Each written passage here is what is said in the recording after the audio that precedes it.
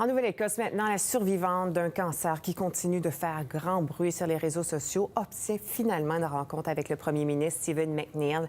Inez Rutherham avait formulé le souhait dans une vidéo devenue virale vraiment sur Facebook. Vous l'avez sûrement vu. Et la vidéo qui était chargée d'émotions a dépassé les 4 millions de vues en moins d'une semaine.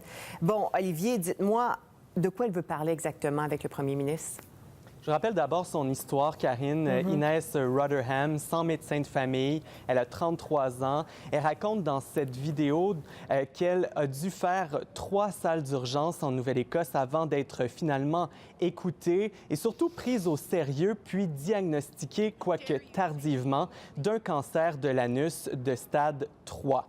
Elle s'estime le parfait exemple de ce qu'elle qualifie de crise dans le système de santé en Nouvelle-Écosse. Un qualificatif, Karine, que refuse d'utiliser le premier ministre de la Nouvelle-Écosse, Stephen McNeil, et le ministre de la Santé, Randy Delory. Et à fleur de peau, dans sa vidéo, Inez Rutherham demande au premier ministre de lui expliquer en personne pourquoi il refuse de qualifier la situation de crise.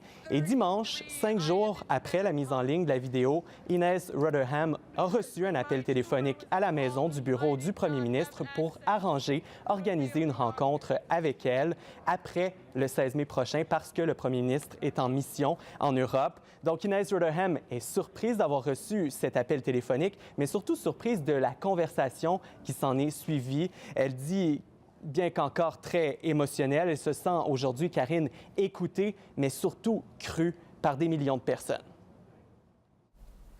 When you know something to be true in your heart, and then be told no, no, no, and then to come out and have it be validated is just, it's healing.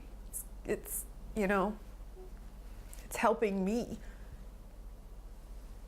You know, what the people who watched my video don't realize is that they're helping me beat cancer.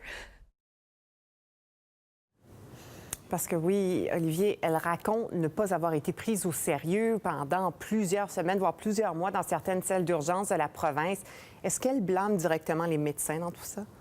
Non, elle dit, Inez Rutherham, que c'est le système qui a un problème. Donc, c'est pourquoi elle veut vraiment comprendre c'est quoi les raisons du premier ministre et de son ministre de la Santé de refuser de qualifier la situation du système de santé, l'état du système de santé en crise, malgré les exemples qui arrivent à chaque semaine dans la province depuis plusieurs mois. Inez Rutherham a l'intention de faire preuve d'ouverture, de tendre l'oreille pour écouter le premier ministre, puis ensuite expliquer ses raisons aux Néo-Écossais, mais surtout aux patients qui lui écrivent par dizaines depuis l'apparition de cette vidéo. Oui, on l'imagine. Merci beaucoup, Olivier.